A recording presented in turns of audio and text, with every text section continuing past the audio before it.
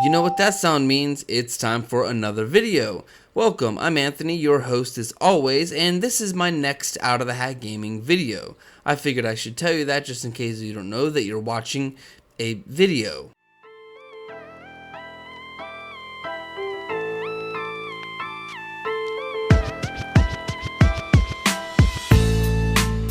Today, these extremely horrible Santas will be tackling gang members, starting with the South Central leak. Because, yep, you guessed it, now Dr. Dre's music is leaking everywhere. If I was a plumber, I would be a millionaire. Okay, that was a pretty bad joke. The first investigation is for a guy named Davis in the Lost MC, so let's go and have a little chat with him. First, we have to go pick up some guy that I guess is going to help us out to get into the hood. I always thought Santa Clauses would be welcome in the hood, but apparently not. But we are a different breed of Santas. If you were on the naughty list, instead of putting coal in your stocking, we kill you by fire.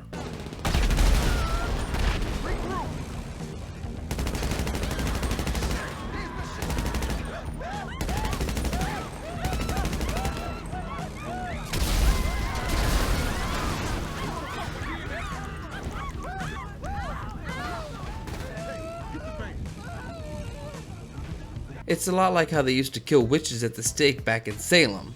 And by some miracle of God, the van that we needed did not blow up. See what I mean? We're doing the Lord's work now. When we get in the van, we book it, and they chase us for a little while, but it didn't last too long. When we escape them, we deliver the meth equipment to the drop-off. Wait, meth equipment? Didn't I establish in a previous video that the only one that should be producing meth is Trevor? Great, now I look like a liar. 1. Don't peddle spank in someone else's backyard because there's only one person that should produce meth, and that's Trevor. Scandal alert. So we finish up the mission and I hop in my UK vehicle, and as I said previously, there is a small wait before we can do the next mission. So we decided to mess around for a little bit, and I wasn't actually planning on doing anything, but then my nightclub became under attack, so I had to go defend it.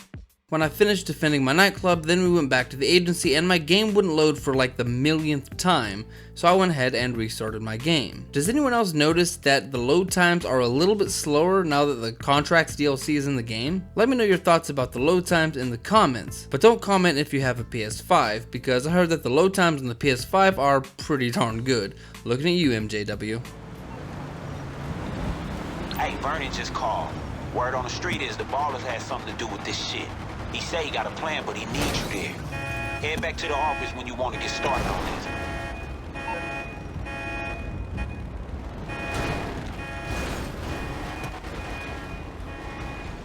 So I finally load back in and I get the phone call that I need with a little extra entertainment.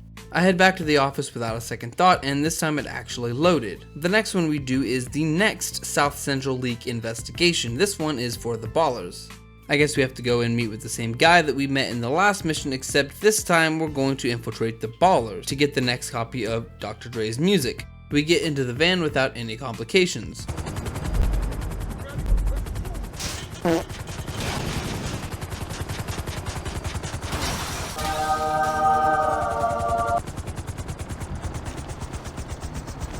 Okay, look, the chopper's extremely hard to land sometimes, okay? It's extremely top heavy, and what am I supposed to do? Just leave me alone about it. So we head over, and yes, there's a shootout, and yes, I die almost instantly. This is pretty heavy. There's a lot of Ballers to kill, and we have quite the enjoyable time whilst doing it. So the Ballers finally decide to leave us alone, and we get inside the building where we have to interrogate this guy named P. Okay, look, I get that high-profile gang members have to have some sort of cool-sounding nickname, like Eric Wright had Eazy-E, O'Shea Jackson was Ice Cube, Andre Young is Dr. Dre, but this guy's cool name is P? What's his brother's name, Poop? Okay, that's the 11-year-old me coming out. So after we're done with the urinator, that sounds cooler, he points us in the direction of the Vargos. Honestly, I didn't really see anything different because first we took on the Lost MC, then we took on the Ballers, and now we're gonna go for the Vargos. That's pretty much the only gang.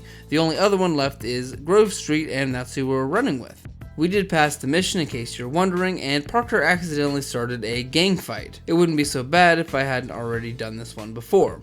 So we completed it, and then we stand around to snap some thumbnail pics.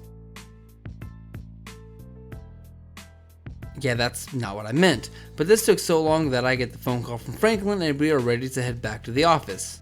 We get back to the office and we lounge around for some more thumbnail pics. I'm showing this because I'm sure you're probably thinking, where did I get my thumbnail from my current video that I am showing right now? Because the last scenes that I showed you was from my last thumbnail in my last video. But here you go, this is where I got my current thumbnail. Food for thought, that nobody asked for.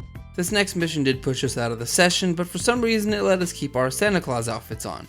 Happy face. To make a long story short, Vernon, the leader of Grove Street, and P, the leader of the Ballers, are working together. That's kind of like the Bloods and Crips working together, only in the GTA world. So it's pretty cool that two gangs are coming together to take another gang out. I mean, it's still pretty much a gang war, and I'm sure there's going to be a lot of collateral damage. But we complete it by getting the lowrider that is blaring Dr. Dre's new music back to the agency, and this one is done. There are no more investigations, and as I said previously, we have some time to kill, so we decide to do another contact mission. We decide to do a protection detail, and yes, I use a bambushka to fly our client just because it's extravagant, kind of funny, and Parker really wanted to use the gun, so how can I say no? After the protection detail is done, we start the next mission, which is called Studio Time. There are some hired gunmen that are after Dr. Dre. I guess his music is important enough to kill over. But then I have to ask myself, what have we been doing this entire time? As you can see, taking everyone out that is outside of the studio is pretty easy, but when we get inside the studio, it's not that easy. We die quite often, and I'm not going to show you the death compilation as I always do. Yeah, I am.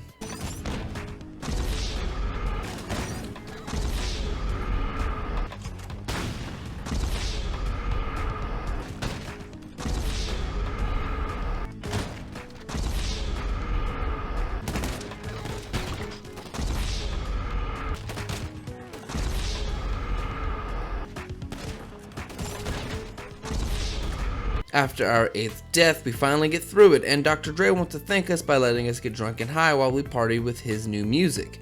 Obviously, I'm not going to show any of that music here because of copyright reasons, but it's pretty good actually.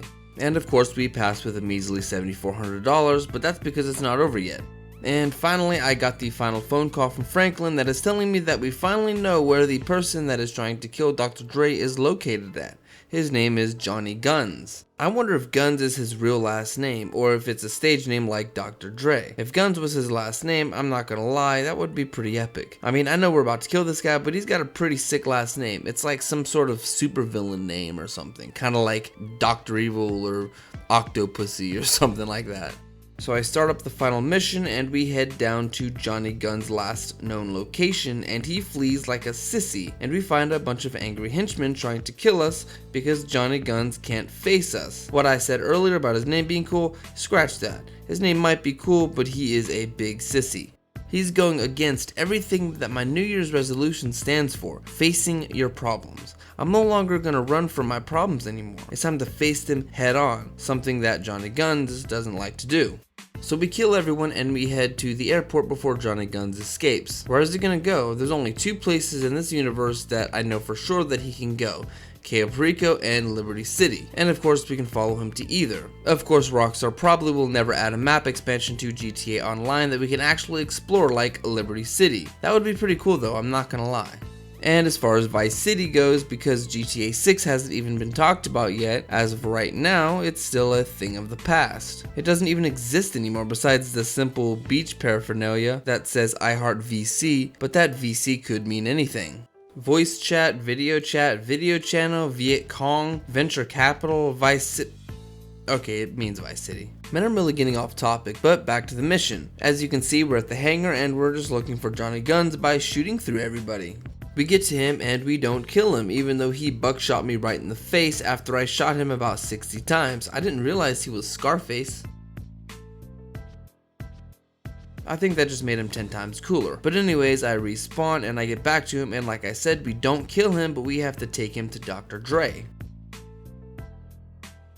Dr. Dre gets to deal with him, and hey wait, we get to go golfing with Dr. Dre finally? Yes! Bitch! Ass! Motherfucker! My character was enjoying that way too much. I'm kind of worried actually. But finally we give Dr. Dre a ride home and he shows us some new music. And before you even ask, no, I'm not gonna play this on my channel. Believe me, I wish I could because this made one epic ending. We take him to his helicopter and he flies off into the sunset, and he gives us $1.5 million. The payout isn't horrible, but I haven't done it a second time yet, so I don't know what the payout is going to be the second time around. I think it's just going to be $1 million, and the $500,000 was for the first time bonus, I believe, but take my words as a grain of salt. Was it worth all the time spent? The very first time doing it, yes and no. Doing it a second time, it might be a little bit better, but let's just leave it at yes and no. I mean, you don't have to do the golfing segments again, and when you replay it, there is no wait in between each. You can just start them all immediately. So, like I said, yes and no. So maybe the second time around it might be a little more worth it, but it still doesn't give you as much money in the shorter amount of time as it does as the Cayo Perico. So the Cayo Perico is still the best way of making money. But I definitely did have a lot of fun, and I will be doing this again. And I also definitely have to leave you now because this video has already lasted longer than I wanted it to last. I just didn't want to make a third part of this video. Maybe I should have made the first part a little bit longer. But thank you guys so much for watching. Be sure you like the video and subscribe if you're new. Hit the notification bell so you never miss out on another video. I'm also on Patreon now as well, which I would absolutely love your support for just $5 a month if you're able. If not, it's cool. And I'm also on Discord if you want to keep in touch with me more thoroughly.